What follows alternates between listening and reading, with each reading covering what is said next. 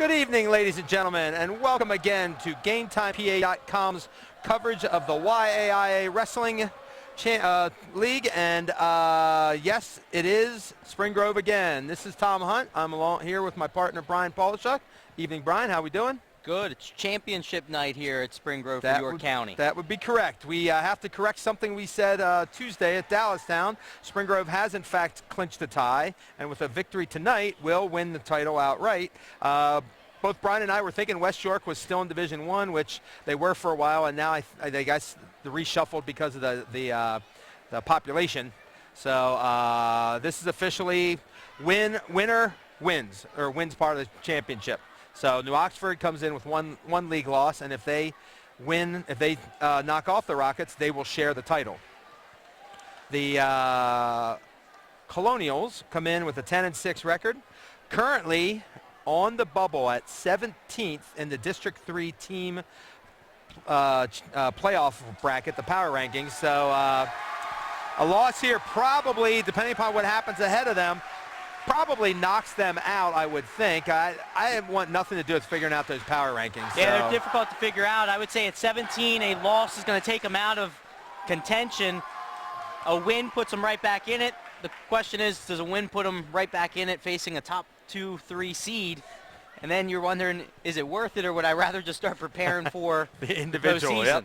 Because, I mean, it really could come down to then, if they knock off Spring Grove, they could then see Spring Grove again. Although the loss to Spring Grove would probably knock them out of the 2 spot, because currently they're second behind Exeter Township from Berks County. And, of course, lurking right behind them are the usual suspects, your Cedar Cliff, your Central Dauphin, your CV.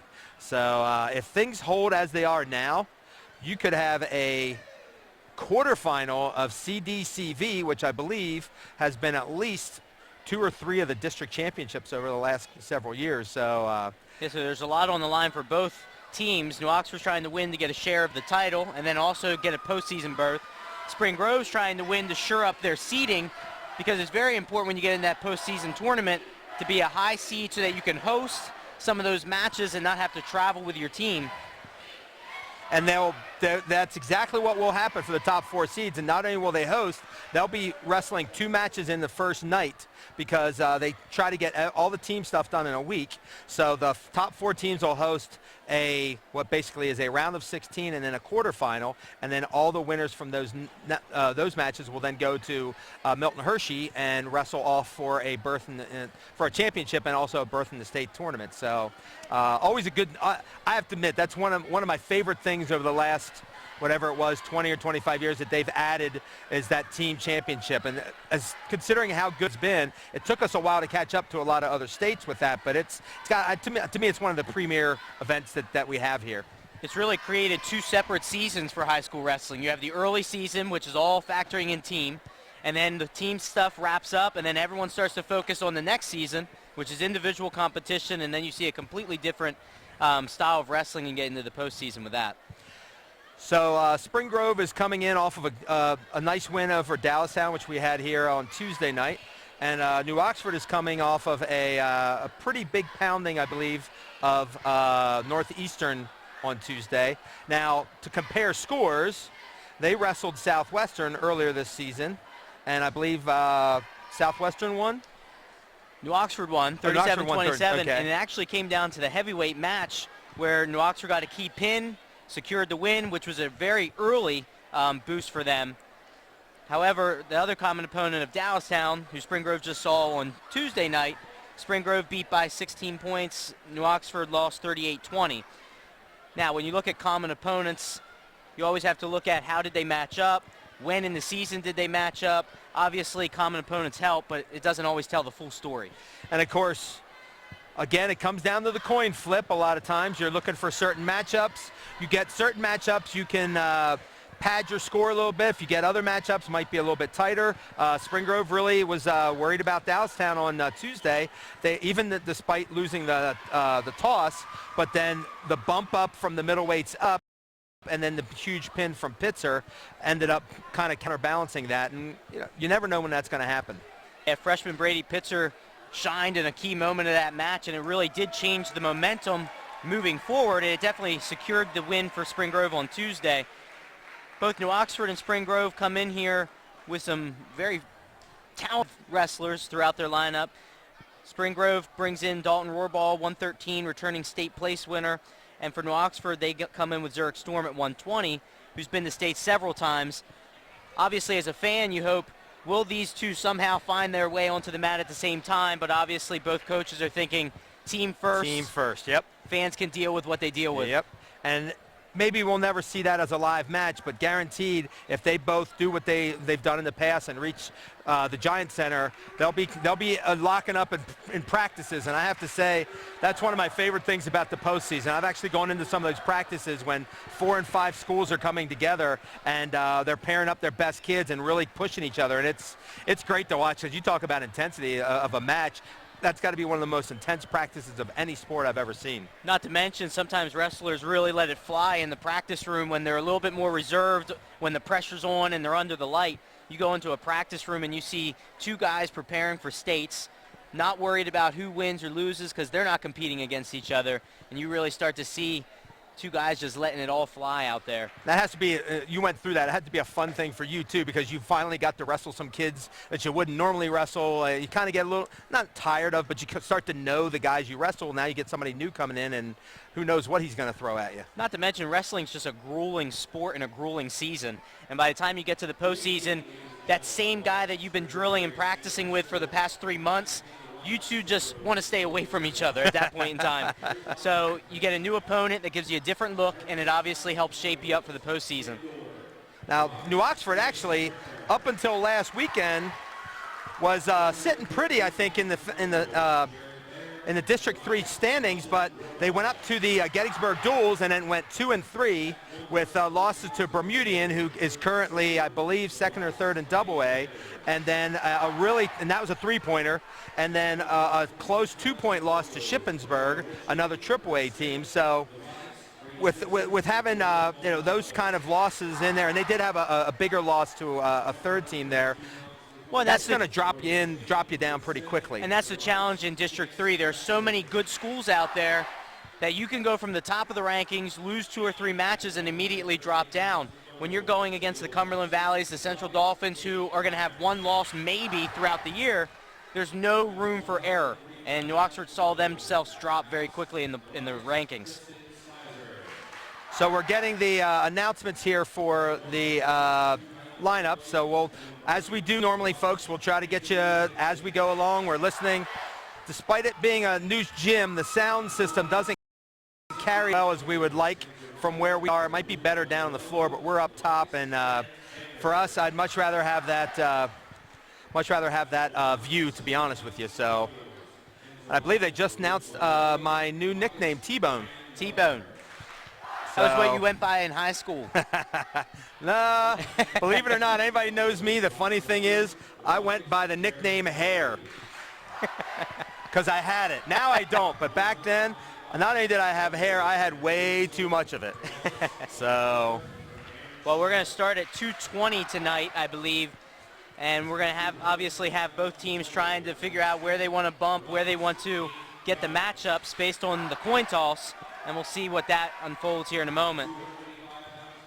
So it's championship night. It was also senior night, which adds just yet again something else for especially Spring Grove to wrestle for, being on their home mat for the last time. Unless they can secure that top 4 seed, then they get. But that postseason is definitely a different feel than when you have for a regular season with all your fans. So we're going to stop here for a moment, and we're going to have the national anthem.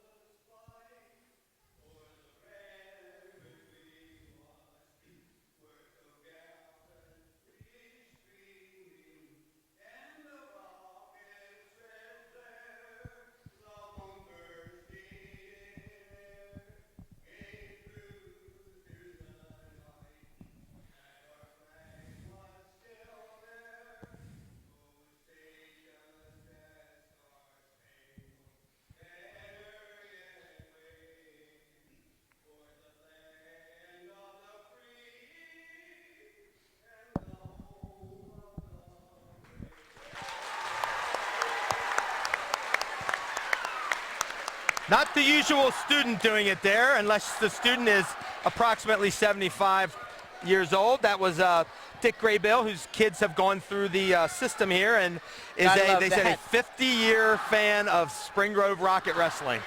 Decided, you know what, I'm going to show some patriotic spirit here before the match. You got to love that.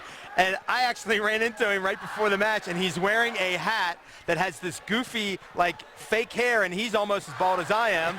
And he says to me, I'm like, where'd that come from? And he explained his daughter got it at a Make-A-Wish, and since he's worn it over the last, I believe he said 7 or 8 years, 3 Spring Grove losses. That's it. So he wears it almost every match here, and he's turned into tradition and a little bit of a routine for him. Yep, Don't want to jinx it. But he did take it off for the national anthem, as he requested everyone else to do, so he was not going to have that. So I believe New Oxford got the toss. We're trying to confirm that. And they got even. They did win it, and they will take even matches.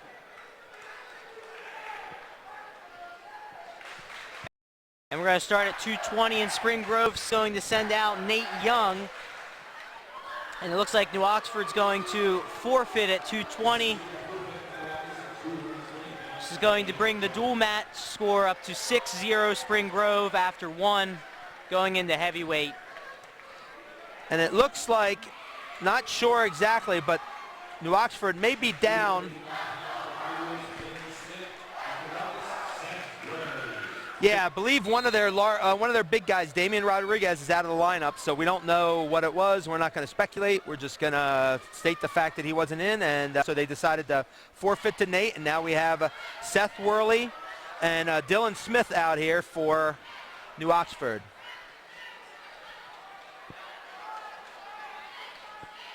Here we have 2 guys who I believe weigh in at 220, both of them getting bumped up to heavyweight, so neither one's giving up any weight. They're just wrestling at a weight class different than what they're used to.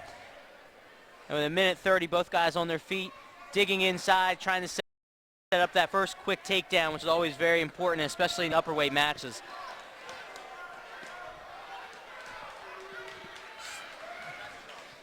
Getting a little, we've got some little sprint action going on behind us here. Kind of distracted me here, and that breeze is making me cold. So we got at the 1 minute mark of the 285-pound match. No score. Smith of New Oxford and Worley of Spring Grove. And Dylan digs in. He's trying to get inside control and move Worley's head to try to get an angle and a shot. Both guys pushing in. No one's able to get any position of benefit at this point.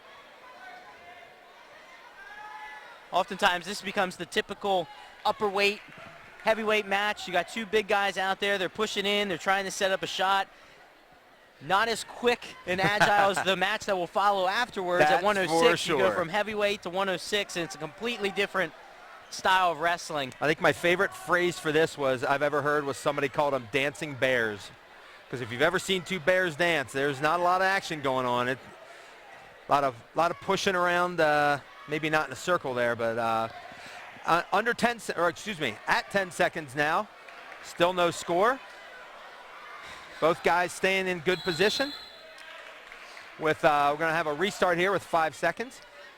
So we haven't had a shot attempted by either guy yet. Smith's been doing more of the pushing. He's definitely been on more of the offense. However, you're going to have to take a shot at some point, especially if you're going to work for that stall call, which is always important.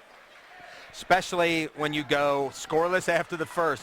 That everyone's looking for that stall call and possibly get that extra point, because if you've seen it once, you've seen it 100 times. One heavyweight escapes, the other one heavyweight escapes. It goes into the 3rd period, 1-1. Whoever gets that extra point ends up winning. And Smith's going to go down here in the 2nd. Worley's trying to ride. He's going underneath on the right side, just trying to tie hands up.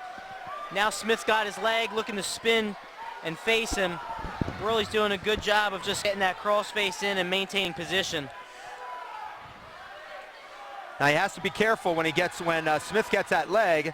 That gives him an opportunity to start to get his hips around, start to face him. But nice job by Worley there to flatten him out and get his leg free. Yeah, his leg was tied up, but he smartly rips up on that ankle, extending him out and bellying his opponent to the mat. Now he's able to get back into a better position.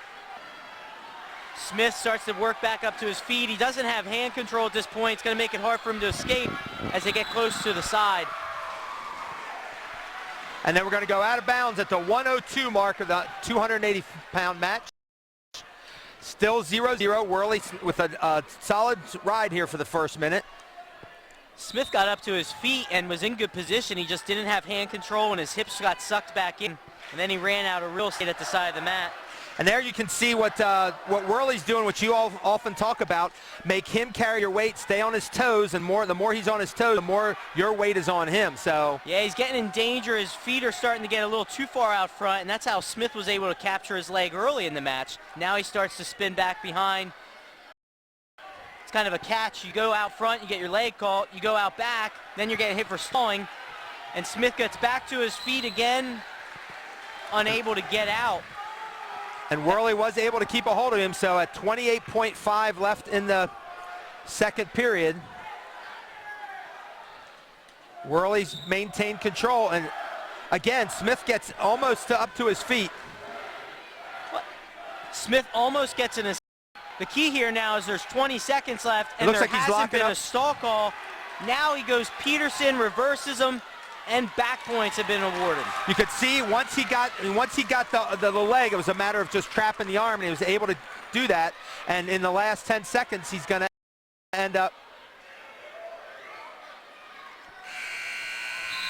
4-0. I was going to say they hadn't registered the back points there. So it's 4-0 at the end of the second period. Worley's going to take down. That's a tough thing for Worley to bounce back from, isn't it? You ride that long and then you end up giving 4 up. Yeah, you end up riding for a minute and a half heavy without getting hit for stalling. You're in good position with short time, and you just slight mental mistake, you get too far out in front, and then you end up not only giving up the reversal, but that back points. And the back points is going to be the critical mistake as he tries to rebuild and gain that deficit back. So it's 4-0 here, 15 seconds into the third. He's able to face Smith. And he's going to have maintained control there, so Worley will have to go back down. And very similar, Smith had that same situation happen a couple times where he got up to his feet, but he was pushed out of bounds. And when you're wrestling on bottom and you have that weight heavy, kind of draining on you, nothing's more disheartening than getting to your feet and getting pushed out of bounds without getting any points. And then having to go right back down on the knees. Now, that was something that I think officials were looking for a lot more of as a stall call, weren't they? That just pushing them out of bounds when they get to that standing position? Yeah, it's one of those things where it has to be, one, blatant, and then two, you don't see the stall call used as often in these upper weights as you do in the lower weights. Very true, very true. Oftentimes you find that you have the rules and you think you understand the rule book, but it's oftentimes applied differently depending on the weight and the style of match that's being wrestled. Now Worley gets sucked back, and he's in danger here with a minute left in the third. There's a lot of time on the clock. A lot of time in there. Smith gets the fall 53 seconds into the second period, the third period, to tie the matchup at 6-6. So Spring Grove, New Oxford heading down to the lightweights. At 106, we're liable to see, I think, a pretty good matchup here against two pretty decent players. If it's so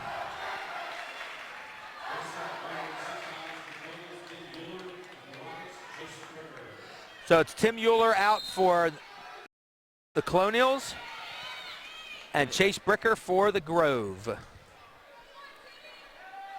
Euler comes in with only one loss on the year, which I believe was in the Conestoga Valley finals. Yep, and there's a lot of talent on that 3-0, 3-2, I believe. It's a pretty close match. So obviously New Oxford getting the start they wanted, able to split those two and get and come out even. Ruler goes for a double leg, just not close enough. Bricker quickly hips out, pushes him away. They get a restart here.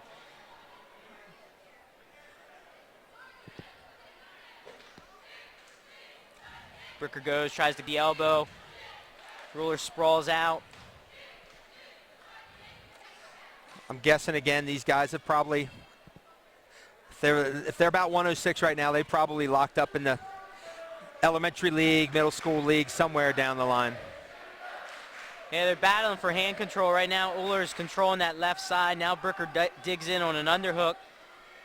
You see oftentimes guys pushing in to the opponent. You got to be very careful about your momentum being used against you. You always want to circle rather than being pushing in and out. We got 45 seconds left in the first period, and we're locked at 0-0. Uhler takes a double leg just too far away. And there's the two for Bricker. Now that was a very good counter off of what appeared to be an okay shot, but didn't quite finish it. And Bricker did a nice job slipping behind him and was still able to get him down. For a second there, it looked like he wasn't going to get him to the mat, but with 26.1 seconds left in the period, Bricker's got a 2-0 lead. Hey, shrugged him by, got behind him. Rather than lifting him from his feet, he ends up dropping down, and then he gets into that battle, but he does get his two. Probably felt at that point rather than try to pick him up, it's easier to go down, grab the ankles, and because he knows once he gets both ankles, he's got the takedown. And now it looks like Uhler's in a. He's trying to turn in and get a switch, but there's just not enough time. Bricker returns him to his base, and he's going to ride out a 2-0 lead going into the second. So Bricker has a 2-0 lead going into the second match. He's going to defer, and Uhler's going to take down. This, I'd have to say, would be one of the better matchups we're going to see tonight. Yeah, two young kids who probably have a lot of good things coming next couple years. A lot of talent on the mat right now, and these guys are going to see each other for a couple years, and they're also going to see each other at the end of the year, I'm assuming, when we get the sectional You can't tournament. be dropping anywhere else, and I doubt either of these kids is going to be going up because they look like they've been skipping nachos for quite some time to make that 106-pound weight. Uhler gets to his feet. Bricker follows through now. It looks like he's trying to lift the legs up and try to go for those cheap back points. Yeah, but he's trying to elevate the leg and see if he could expose the back. Uhler did a good job of getting back to his base. Now the leg comes in. Bricker's riding as they go out of bounds with about 1:22 left in the second period. Looks like both of these kids pretty close in body size. Neither of them are real long, lanky kids, but yeah, they're wrestling in a very similar style so far. The difference in the match has been Uhler's double leg attempt that Bricker ended up shrugging by. And it looks like Bricker's just been countering every little thing that Uhler's doing. He's just holding enough to keep control. So it's a really tough ride out of a young kid. And now Bricker's got that leg in, and he's going to try to elevate it, crossface, and expose him. Uhler's trying to look in and belly down, but he's in difficult position at this point in the side of the mat. Look, from this point of view. To me, Bricker looked like he almost surprised him when he almost turned him to his back there, and Uhler quickly bellied out and was able to keep from giving up any more points. So we have the restart with 39.1 seconds left. Bricker now still up 2-0 in the 106-pound bout. And Uhler's been able to get some good starts off the whistle. It's probably good that they got a restart. Unfortunately for him, he just keeps getting returned to his base, and Bricker's doing just enough to counter that first move. Now we see a leg come in, and with 30 seconds, he's looking to ride this one out to the third. Now he's in a high position there. Gets to his feet, potentially dangerous. They're going to restart with 24 seconds. A solid ride from Bricker here, but Uhler's been close so many times. And now this time they're going to go stalling. We see that oftentimes more now than they used to do it. Leg comes in after they've gotten to their feet. Now it looks like you're just trying to ride. It goes from to stalling. And that's I believe, is that the second caution on Uhler?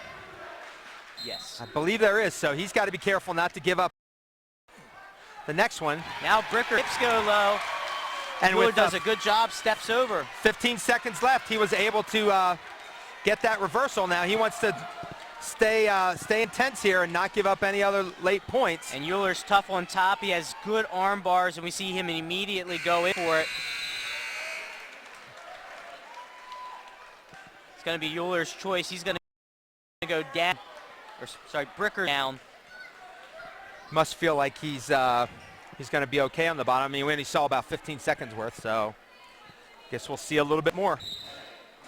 And when the match is tied 2-2, sometimes as a coach and a wrestler, you say, I'm going to go down, and if I get out, I win. If I don't get out, I need to improve in that position.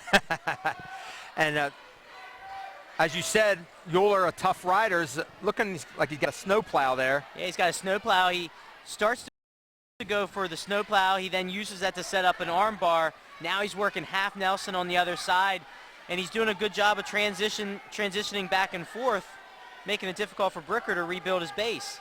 And he gets out to the side immediately, and now Bricker's in trouble, and that's going to get tight in a hurry. It looks like he's still fighting it off. I don't know if back points have been counted yet. I believe he did count 2. Hey, yes, he is holding.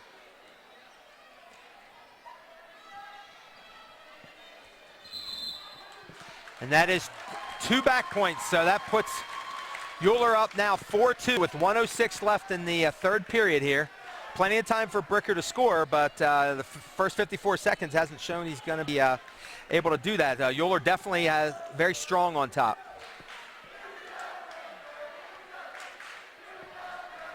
And Euler is stopping the first move. Bricker goes for a Granby roll. Euler's able to return him back to his base, and he goes right back to work on that arm. Now Bricker gets to his feet. He returns him, he gets back up. Bricker keeps getting to his feet, but he's not getting hand control when he gets up there. This is allowing Euler to return him. Euler's got his hip slow now and could be getting himself into trouble. Bricker was able to capture one of the legs. He's been able to hold on to it, but Euler's hasn't been still able to. in control. Now Bricker's got a leg. Under 30 seconds left. Euler's looking to tie this up and look for a stalemate. Bricker is understanding this might be his best chance of getting at his points. But grabbing that ankle, Euler's been able to stop anything Bricker's been able to do. Now he's been up onto his knees. Now Bricker's got both legs.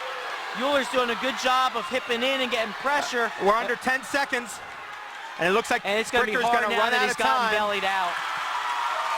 And a 4-2 win for Euler. Great match, even though a low-scoring bout, a great match by both kids. That's one of those matches where the more you know and understand wrestling, the more you appreciate it. Not a lot of points, but both guys really going at it. And it ends up being that turn in the third period that seals the deal for Euler. So we go to 113, and New Oxford's winning 9-6 going into the 113 bout.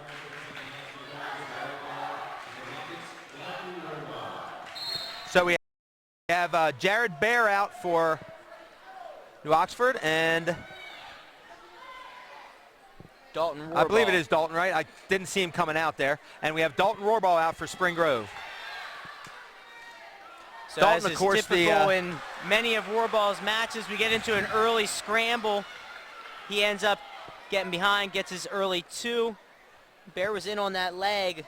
Unfortunately, Rohrball is just such a good scrambler and immediately turns that into a funk roll and then converts it for a takedown. That has to be a frustrating thing when you're like, hey, I'm in pretty good position. I got a leg, and all of a sudden you're like, wait, how am I now down 2 and he's in control? He's just so good at those awkward positions. And it becomes frustrating because you put in all of the work, you set up the shot, you take the shot, get in on the leg, and then last minute he rolls out of it and gets all the points for it. Just glad I don't have to get near that guy. And now he bellies Bear out. Rohrball had a leg in for a second. He now slips that back out. He's trying to pull that arm out. He's got the half Nelson in there. Bear's doing a good job of continuing to fight to his base. Now there's a half, and the leg comes back in. Rohrball on top. So Rohrball looking for points, may not score him here, but he is going to wear on Bear a little bit as he's working for that half Nelson. He keeps going to work. Bear's rebuilding his base. He's got to be careful when that forehead hits the mat. That's when the ref starts looking stall. And Rohrball's got to tilt with 5 seconds left, so he's going to get a couple more. And now he immediately goes from tilt to bar, and he's not able to convert it into any additional points. So he's got a 4-0 lead heading into the second period. Baer has choice. He's going to defer. And Rohrball's going to take down. Definitely looking for bonus points here if you're Spring Grove. Probably hoping for 6.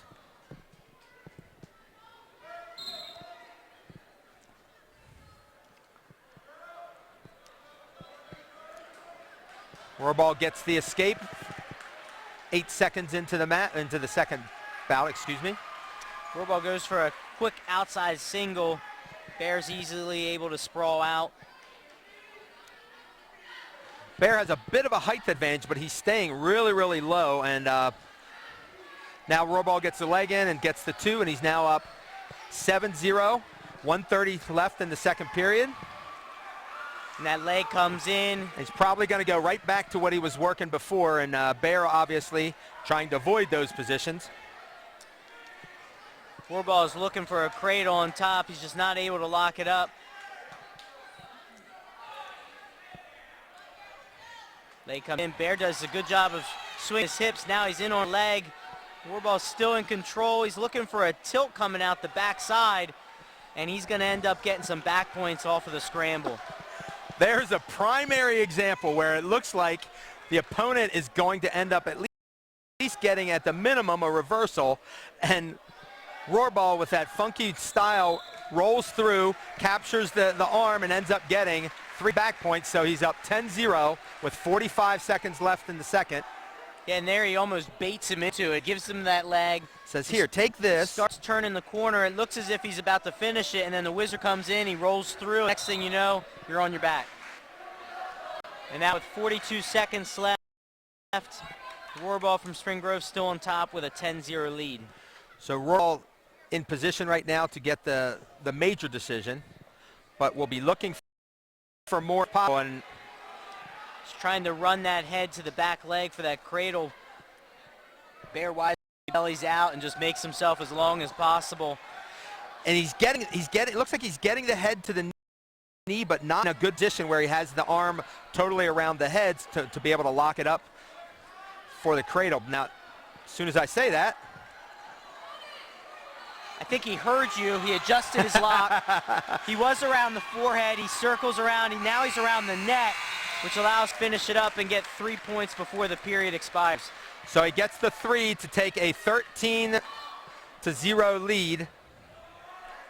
And the smart move, Baer takes.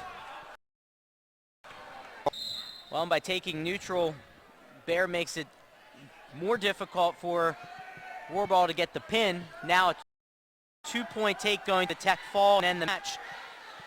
So I think what you're going to see is Rohrball is going to be a little more patient, look to see if maybe he can set something up there. He can get the takedown and take him right to his back in the effort to try to get that extra team point.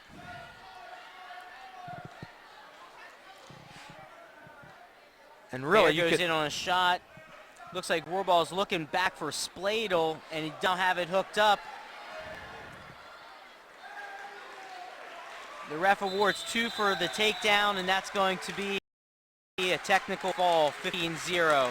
So a 15-0 tech fall in 4 minutes and 30 seconds for returning state medalist Dalton.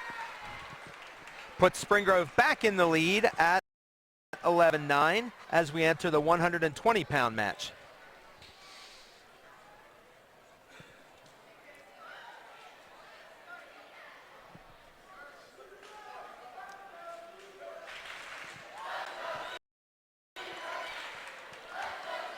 So we're going to have Zurich Storm coming out for New Oxford, I believe.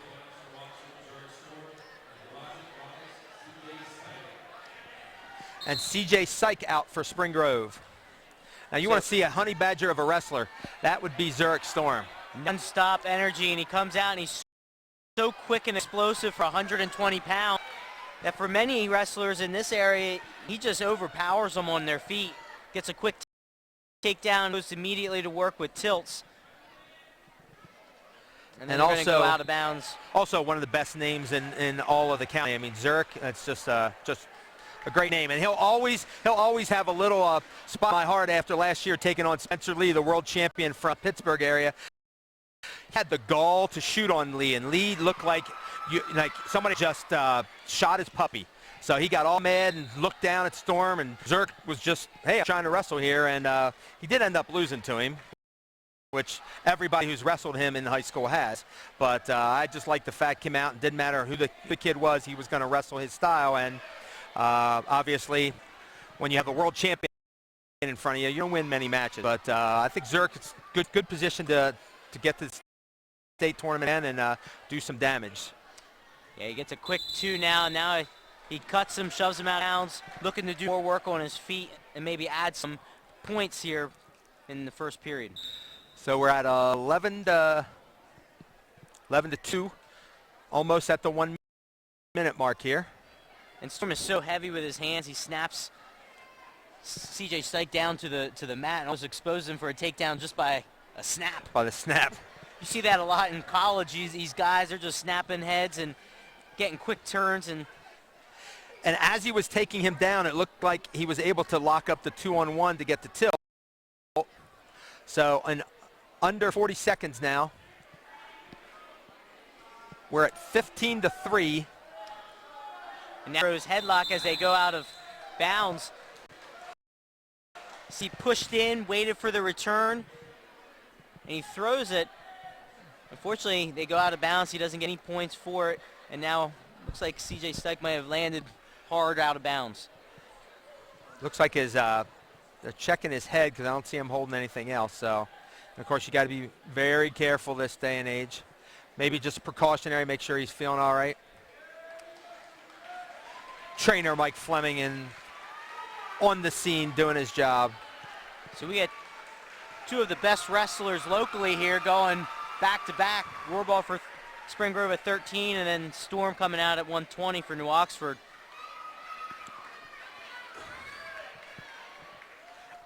So Storm now holding a 15-3 lead with the 30.8 seconds left in the first. Obviously, a bonus point situation for the Colonials. And he had the right idea going for a headlock. Obviously, he's looking to get points, but he's also looking to make sure that he finishes it. And there you see again, he's digging in underhook. He's snapping, waiting for the opponent to pop up, and then he's throwing that headlock. And I would expect that he might go for it again here before this match is over. There's the takedown. He gets the tilt, and he's going to end the tech fall here with just over 1 second left, so about a 159 tech fall. Final score.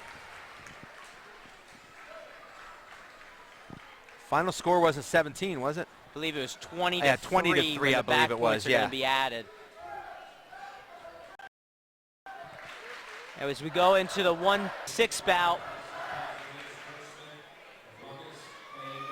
New Oxford's going to send out Kurt Smith, and Spring Grove sends out Clay Baker. Clay Baker.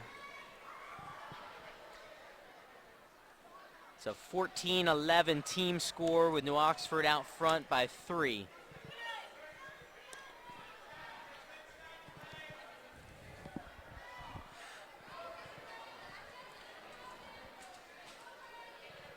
Smith goes in for a shot. Baker quickly locks up his arms. And Baker up a weight class from Tuesday night when he wrestled at the Dallastown. He wrestled at 120. So a little bit of bumping going on here by the Rocket Wrestling staff. Smith's now in on that leg, and they're going to go out of bounds. It didn't look like he was able to drag those toes, and they're going to restart with a minute 15. And there, Baker used, like you talk about the momentum, he used the momentum of Smith coming in, was able to, he knew he was in a little bit of danger, so if he figured you carry all the momentum out of bounds, he can't stay in, and there's no points awarded, and that's exactly what happened. Yeah, he also had Whizzer in. He started pulling up on Smith to get him off of his legs, which made it harder for him to drag his feet as they went out. And Smith's in again on that leg. Baker's got a lock in the crotch, trying to hang on, wait for a stalemate. Smith keeps working around, seeing if he can work up the back and secure that 2. And our official, Sonny Sneeringer, calls for the stalemate. Obviously, he gets in on that crotch, and he looks like he's not going to release it. You don't want to waste too much time down there. So off the restart, we're at 35 seconds left of the 126-pound match. And now Baker's in quick, and he gets his 2 with 28 seconds left.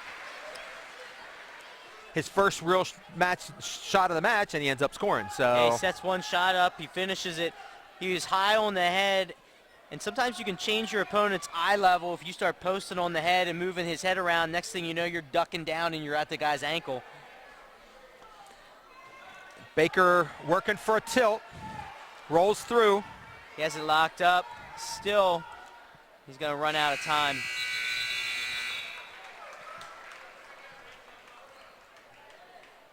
Smith is going to defer. Baker's going to have choice and is going to take down. So Baker enters the second period of the 126-pound match with a 2-0 lead. Takes the down position, looking for 1 or 2. Smith threw a leg in, got a little high, almost got reversed, but he's able to secure position again. The leg comes back in. He's still very high. You see his head starting to come over Baker's shoulders. When he gets the leg in, he doesn't quite get it all the way around. He gets it inside, but doesn't kind of twirl it around and able to gain control of Baker's leg.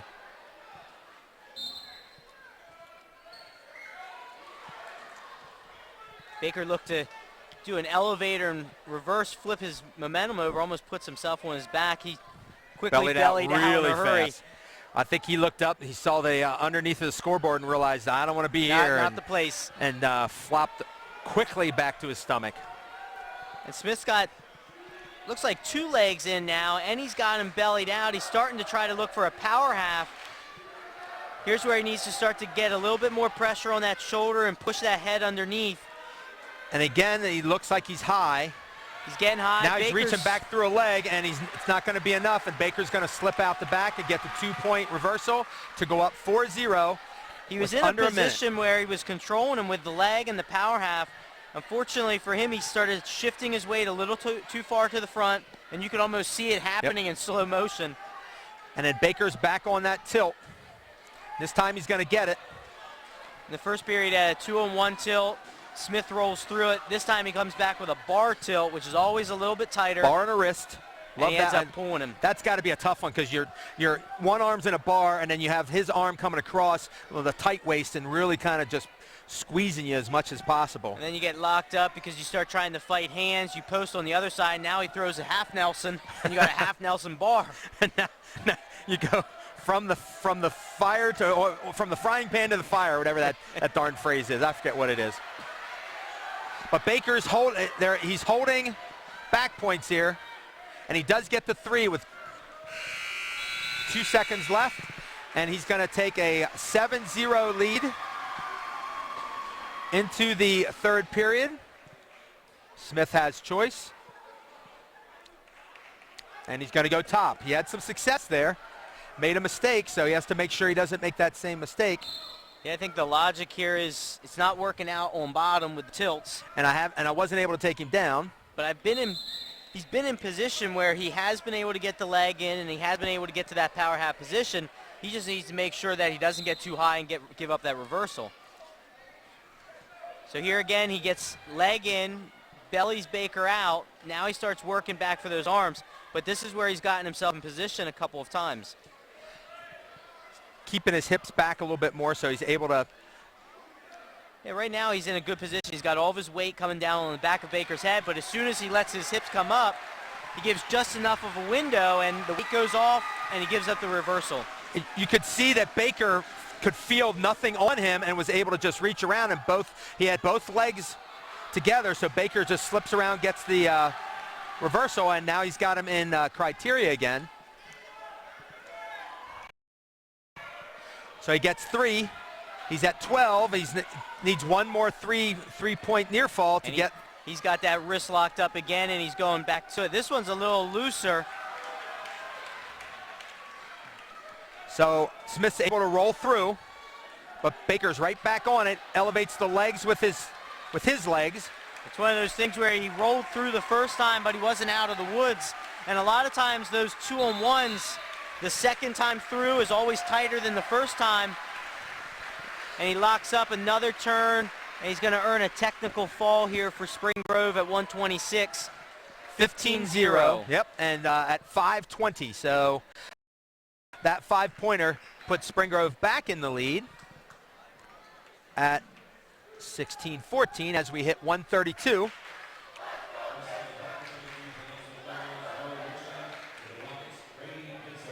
Brady Pitzer And for the Rockets. Noah Richley for... And Noah Richley. I believe New Richley's Oxford. been in the lineup a couple of years, hasn't he? Yes.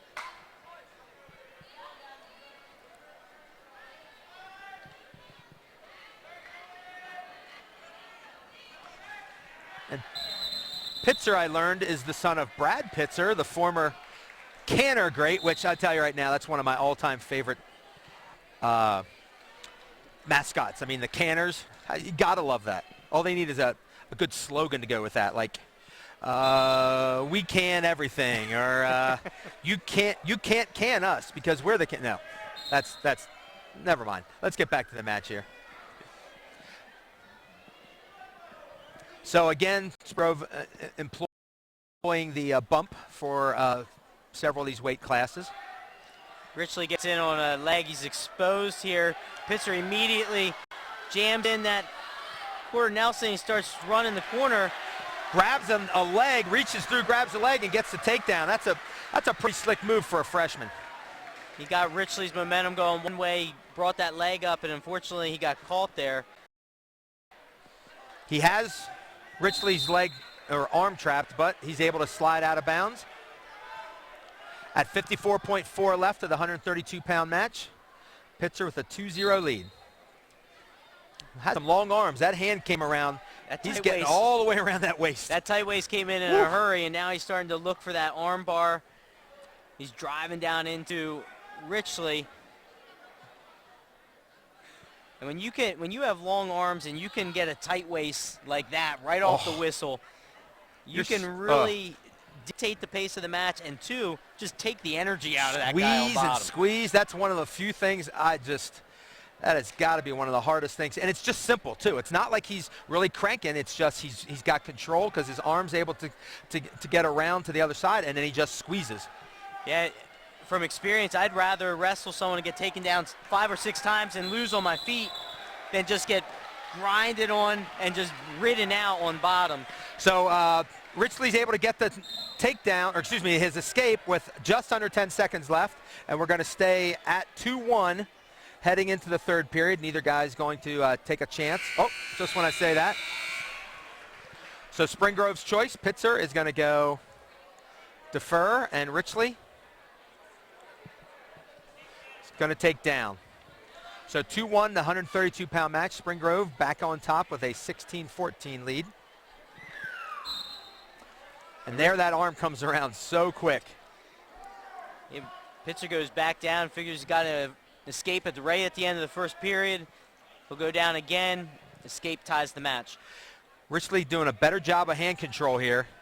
He's able to get that arm that Pitzer's been using for the tight waist and get control of the wrist. Yeah, he's fighting hands. He's got to find the way to fight those hands and then work back up to a stronger base. He's getting driven forward. Now he's in a position where he's up to his feet. Pitzer returns him. He's got to start working up, and now he does. But immediately, Richley goes back up to his feet. He's pee on hands. Now he gets his hips away and gets an escape to tie the match 2-2 with 1 minute and 8 seconds left in the second period. And a smart move by Pitzer, not wanting to worry about any kind of stall call. In a tight match, you want to make sure you're doing all the right things. And against a veteran like Richley, you're gonna get tested. Well, not to mention as a freshman, that's always impressive that he has the awareness to think that through. Mat awareness is so critical, and you're always surprised sometimes wrestlers, even wrestlers that have been around the sport for a long time, those simple basic things sometimes get lost.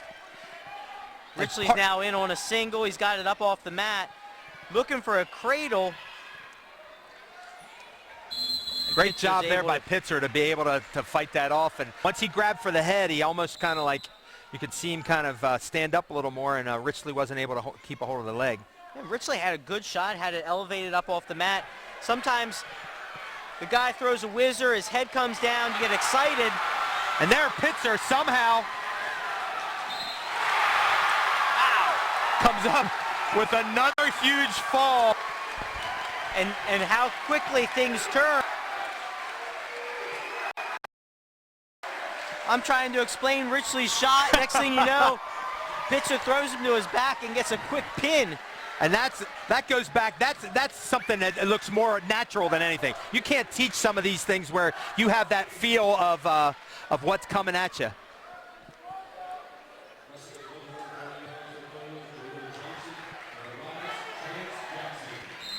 So we got Jaleel Johnson out for the O'Neills and Chance Jackson out for Spring Grove. Our dual meet score is 22-14 now, Spring Grove at the 138 bout. I'll tell you, if Pitzer keeps doing this stuff, he's going to become, if he's only a freshman, he's going to become a huge student section favorite. This is how you earn your own chant. There's for sure. Oh my, and with something, that so fast that it went from Richley in to on his back, and just. And we talk about it all the time. Those are the matches oftentimes that determine the outcome of the dual meet. A score very tight. Next thing you know, it's a fall. And Johnson there, good job. Once he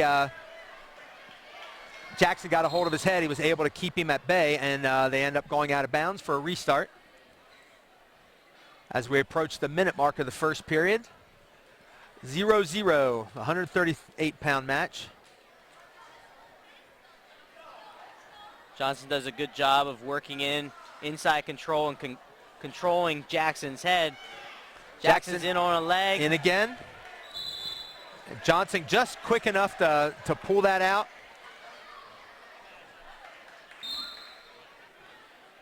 So Jackson knows he can get in, he just has to finish, whereas Johnson knows, well, he hasn't been able to finish, so if I can just keep defending and look for my own opening, I can maybe take a lead here. And if you're Jackson, you think, well, I got to the leg, I just ran out of real estate there at the end. Set the same shot up, tried a little bit closer to the center. And there we almost had the famous headbutt, two guys shooting in at the same time. Jackson's able to slip around for the two-pointer. So with 21.9 seconds left in the first period, Jackson with a 2-0 lead. Johnson looking to cut into it. He got plenty of time. He's looking to pull Johnson's arm back. Johnson's doing a good job of keeping those arms out and just staying in that base. But by doing that, he opens a window for Jackson to throw that leg in. It starts working power half on the top. And that's where we're going to be at the end of the first period. 2-0 Jackson. 138-pound match. Spring Grove with a 22-14 lead. As we hit the second half of the lineup, hitting the 8th match here this evening. Jackson elects to go down. Goes for a quick switch right off the whistle. Scoots his hips around, gets a reversal. In 4 seconds exactly. I don't think I can move that fast if I wanted to. And immediately gets on the 2-on-1. Not long enough to get a 2 count out of Sonny. But he still has that bar. He pulls him back, and he's going to get his 3 if he can just start shoving his hips back in. And there's the 3. He switches. He releases, looks for a position where he can finish, looking to elevate the head. There's a lot of time left on the clock. And Jackson gets it 43 seconds into the second period. Another fall for the Rockets to make it 28-14, and you start to kind of get the feeling that that maybe Spring Grove starts building momentum. Maybe that Pitzer pin starts having everybody look for points.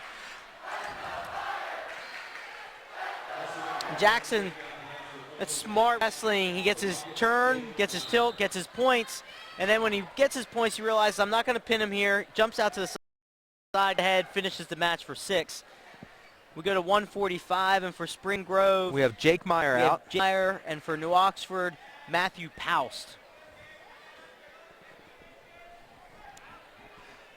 Paust, another kid who's had at least a couple years in experience in the lineup. I believe he had an older brother too. Nolan Paust. Nolan, that's right. Compiled a lot of wins for the Colonials in his career. So one Paust graduates. We have another Paust coming up through. I believe Nolan, when he finished up, was around the 170, 189, I believe. I think he was. I don't know if he got that heavy. He did definitely get taller as he went through. For some reason, I was thinking around 70. Now, it might have been one of those where he wrestled 60 but bumped up for matches as well. So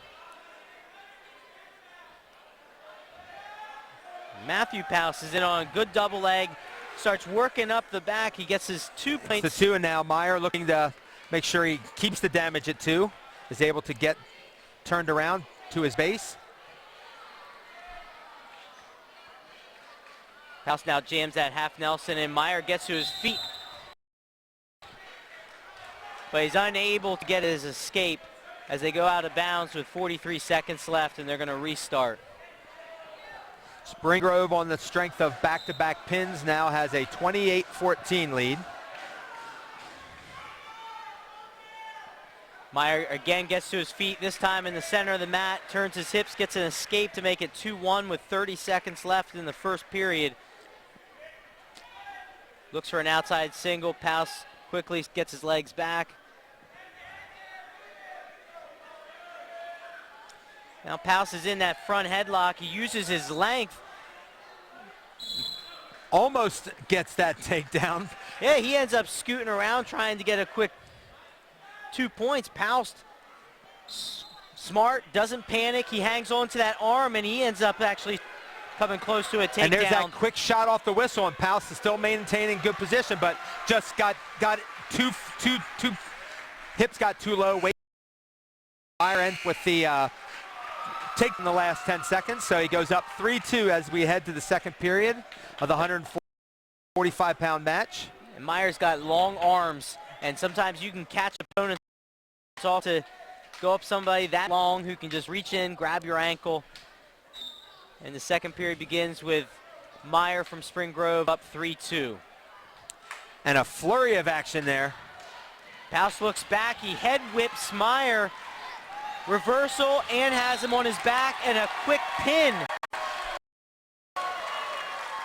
Almost identical quickness to what happened the last time. So the 6-pointer from Paust cuts the lead, cuts the deficit, I should say, to 28-6 for Paust as he gets the fall as we enter the 152-pound match. So Paust is on bottom. He quickly reaches back, grabs the head, whips him, and as soon as they rolled, immediately Meyer was in trouble. And now 152, looks like we're going to have a forfeit. Tony Hinson is going to get a forfeit here. So not sure if it's somebody. We knew that they were going to have to forfeit at least one place because they only came out with 13 wrestlers. So Hinson gets the forfeit for Spring Grove. Moves the lead back up to 34-20 for the Rockets. As we go into 160, it looks like New Oxford sent out Evan Brown.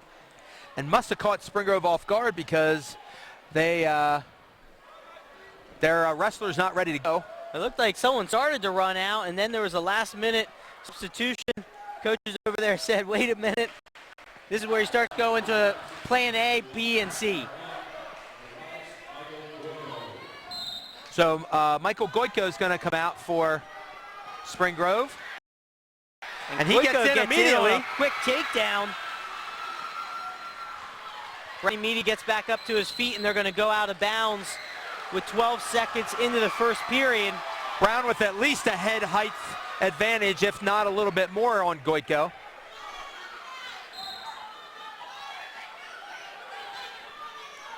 Brown goes short sit right off the whistle. Goico's hips get a little low. He recovers. Now we got locked hands on top. The ref waits to award it. So we got locked hands 1 point and an escape 1 point, and the match is tied 2-2. So 30 seconds into it, we've already had a takedown, escape, locked hands, and now another one. This time the New Oxford wrestler Brown gets the takedown as he gets his first lead of the match at 4-2.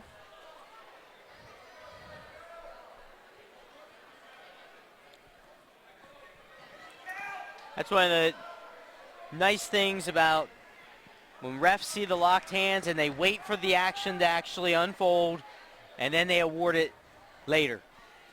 And there we have, looks like Brown was rolled through, didn't get 2 count, but he maintained control there. Bails on the tilt, tries going to a bar.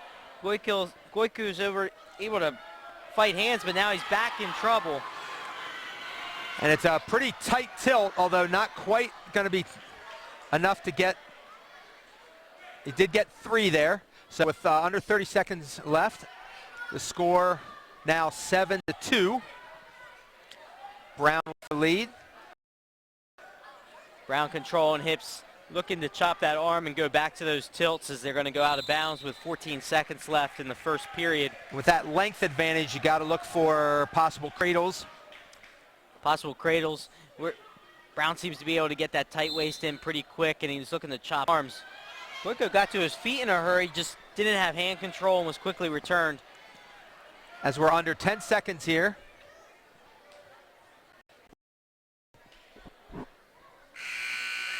And that's where we're going to stand. 7-2 at the end of the first period, 160-pound match.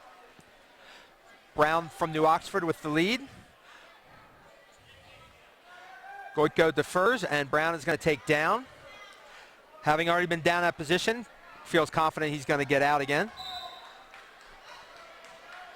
Goico ends up just giving him the one and taking it to their feet, where he did score the opening takedown early in the match. So why not try again, right? And you're already down 8-2, so you never know what can happen in that position. And he does get in on another single leg. Brown's able to get his hips back, shrugs him off. Brown does have a solid reach advantage, which is allowing him to control the tie. And now he goes in on a straight double leg.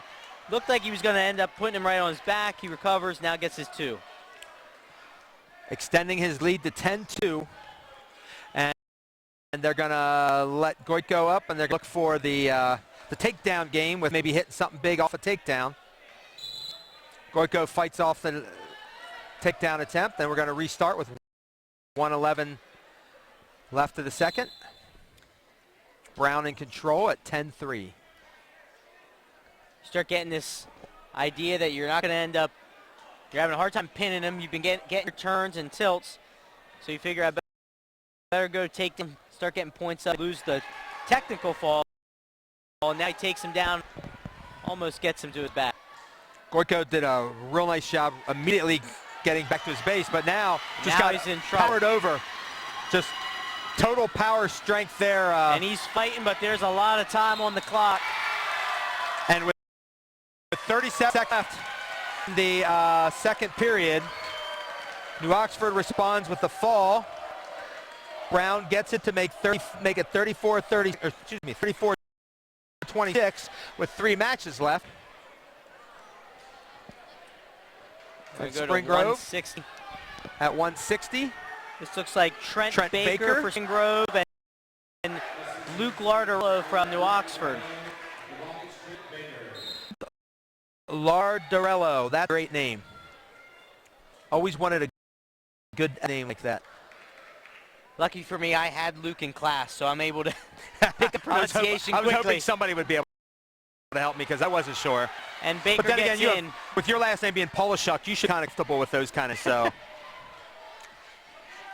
Baker gets the early take, rolls through.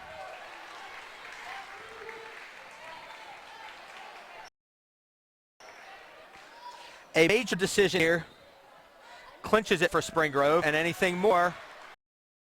Baker goes right at turn, puts him on his back, and then wisely rolls back through, keeping that arm tight until he can secure the position.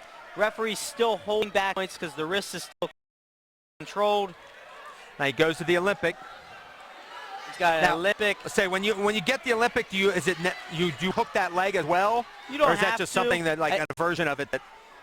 Yeah, you don't have to. He goes to the ankle, controls the man a little bit more. Goes for a quick fireman carry. That fireman's carry gives him almost a bar. Yeah, he's got a bar. He's got to be careful. Morello's looking to sort of roll through on that. And he's got a little bit of a height advantage, so T-Bone's going to have some, has to be careful.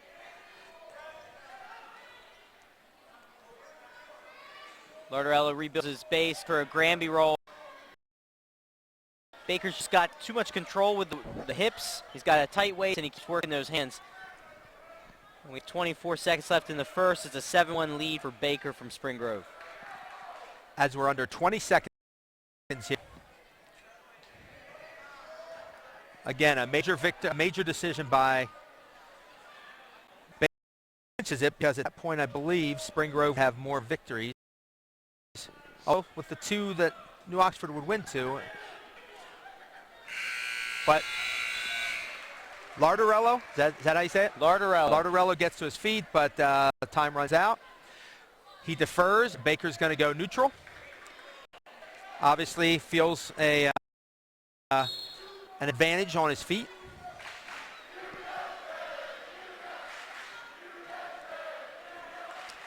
Tries to pop hands up and go for a double leg. Baker now quickly counters, reshots with a double leg of his own, and now he's working up the back. The takedown's been awarded. He's looking for more with a half Nelson out to the side. He's got the three. They're holding three on him, but I think he's going to finish off the pin here. He gets releases the hold, and he gets his three. He's now up 12-1 with 1:28 left. Baker needing 4 points to secure the tech fall. And Baker does a good job of transitioning from his shot to the pinning combination, and he finds himself right back in that 2-on-1 bar tilt. And Lardarello fight back, is give up free. Baker trying to bait the official into giving him. He does give it to him, and he goes right back to.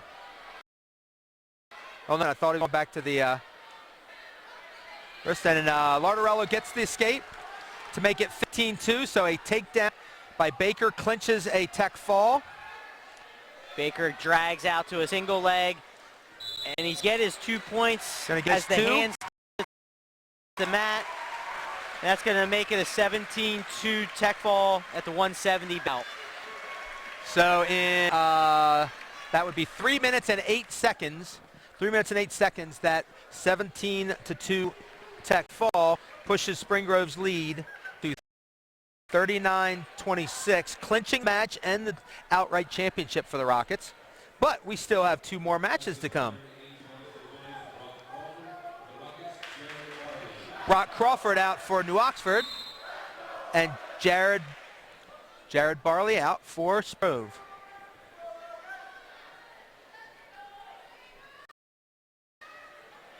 Barley with a nice outside high crotch, ducks under the arms, immediately secures the takedown. Bellies Crawford out here in the first period. Barley's looking for that Olympic, trying to pull the arm out and put it on the opponent's back. Now he switches off to a tilt. Barley, when I see him, reminds me of a little bit of one of the characters from Big Bang with a mustache. For some reason, I'm blanking on the. You don't see many high schoolers rocking the mustache nowadays. No, that's quite a mustache too. And I can't remember. Darn it! It's the one who's married to Penny. I can't remember the darn thing. You call yourself Leonard. There we go. You call Leonard. yourself a Big Bang. I am a Big Bang fan. You must be a fraud. I'm definitely a fraud. No doubt about it. Not a fraud here. Barley looking for back points. Trying to put it away in a big manner, and he gets it. With 114 of the 82-pound match, Barley is able to secure the fall which stretches Spring Grove's lead up to 45-26. Gets any bigger, and New Oxford's going to need the Hubble telescope to see the Spring Grove score. So we have Wyatt Becker coming out, Spring Grove. And I believe Derek still out for New Oxford. And Rudisil, that nice throw, puts Becker immediately in trouble. Gets his 2 and 2 back, and then gives up the escape to make it a 4-1 score, only 20 seconds into the bout. Woo.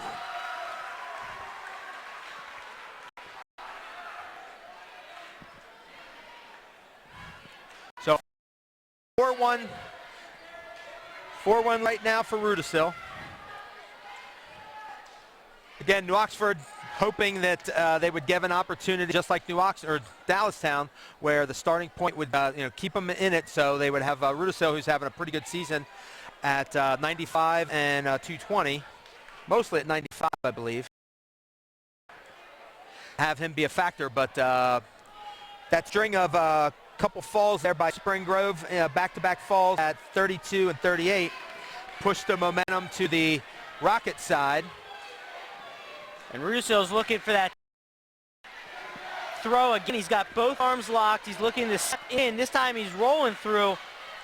Decided just, I'm going to do it no matter what. And you got to be careful, because like that, you can get in danger pretty quick. Yeah. You still have a 195-pound guy in front of you. Yeah, he had the arms locked up. He was going to step through and toss, which is what he was looking for. That was plan A. When that didn't work, he decided, you know what, I'm going to roll through this time. And he almost put himself in trouble. Fortunately, plan B failed, because Becker was not able to. There, Becker got in a nice shot. But Rudisil just kicked his way out, and so we're going to go to the last 10 seconds of the period. A 4-1 lead for Rudisil. They're saying, I'd probably call him Rudy too, because Rudy's 2 syllables, Rudisil is 3. I'm always looking for syllables when possible. Rudisil gets that early throw, and from that point on, you could tell Becker was very, very hesitant to push in, because his momentum is what cost him that first throw, and he's changed his style up a little bit after that. Learned the hard way. When you fall behind 4-0 like that, give up back points, you got to be ready and think it's going to come just about any time.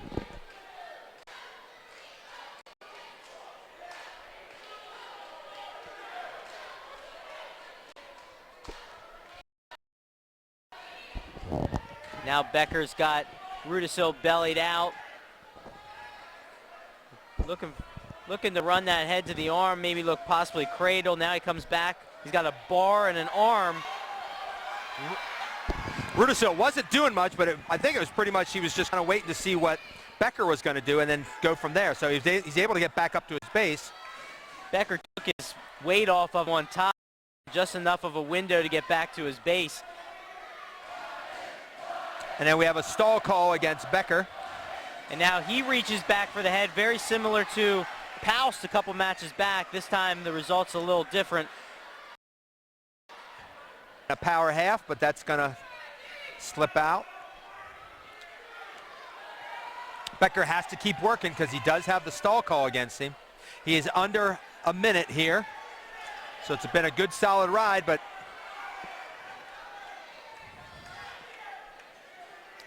yeah, he's been riding tough on top. Now he lets his hips get a little bit low. He needs to be careful that he... It's almost a Navy, isn't it? Or Peterson, I mean. Peterson. But didn't really keep the leg real long, but does get the escape. Yep. So that makes it 6-2. With 10 seconds left in the second period of the 195-pound match. And based on how the match went in the first period on their feet, I'm kind of glad that the match went back up to the neutral position. Maybe we'll see some more upper body throws. Let's see some action. So Rudisil, going down, Rudisil looked at his bench and said he wants to go neutral, and there he does go neutral. So he obviously feels a much better position in neutral, and very reach there, real long shot. reach. catches Becker off guard. Points have been awarded. Now he has to work up or he's going to get the stall, and there it is. So a stall then for...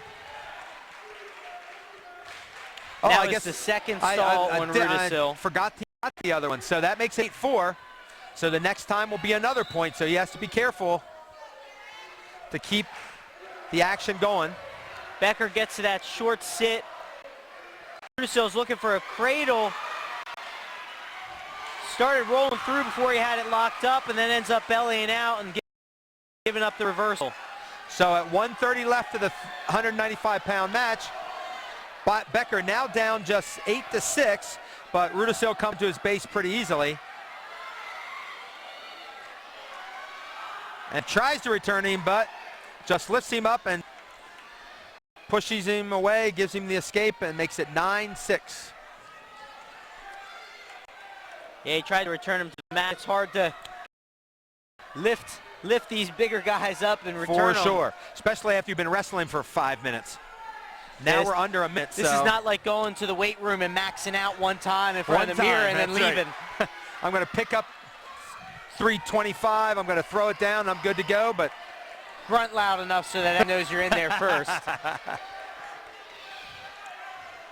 Rudisill, the front headlock, looked like he was reaching for a leg but couldn't get it. Now Becker's in on a leg as we go under 30 seconds.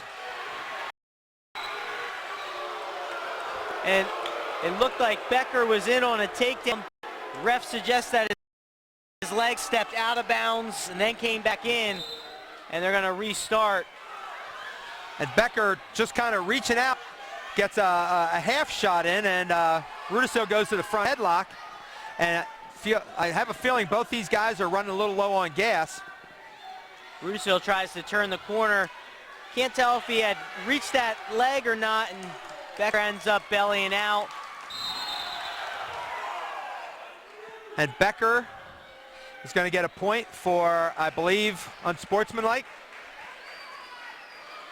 Probably a hard cross face. I was looking up at the scoreboard when I heard the whistle go.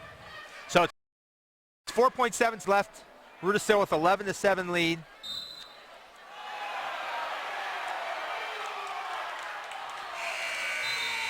And Rudisill's going to take the win, 11-7. Over Wyatt. And then that's going to bring this dual meet to an end. The final score is going to be 45-29 Spring Grove, which is going to lock up the match, and it's also going to lock up the county title for the Rockets. I'm Tony Miller. I'm feeling pretty good about what I've done, especially considering they've been a little shorthanded, have lost at least 2 kids, I believe, that would have been getting seeing a lot of action for them. So to go through this league again undefeated is a pretty good accomplishment for the Rockets. Yeah, they finish up the season next week with West York, and then obviously onward we go to the postseason. And I would say at this point, something drastic would have to happen in the next 10 days for them to lose a top 4 seed. Now, they do have some teams bearing down on them, but I didn't look at the difference. I probably should have just to see where that was. But Spring Grove coming through with a 45-29 win over the visiting Colonials, locks up yet another championship for the Rockets and Coach Tony Miller and the rest of the crew. I mean, he's got about, looks like what, half a dozen assistant coaches out there. I see a lot of blue shirts out there. A lot of coaching shirts. I think they were on discount sale when they were ordered. One I don't see out there is Kyle Sprinkle, a former Rocket coach, has helped out in the past. Big Candy. I always liked that. One of my all-time favorite nicknames, Big Candy, from when he was in college. They thought Sprinkle was a sprinkle. So I'm going to wrap it up here from Spring Grove with my partner, Brian Polishuk. Our whirlwind tour of the league is done in 2 weeks, 4 matches, and Spring Grove wins the championship. I'd like to wish everyone a good luck, all the wrestlers out there in the postseason, both as team and individual. And this is Tom Hunt with my partner, Brian Polishuk. Thank you again for tuning in to Game Time PA. Have a wonderful evening and the rest of winter, folks.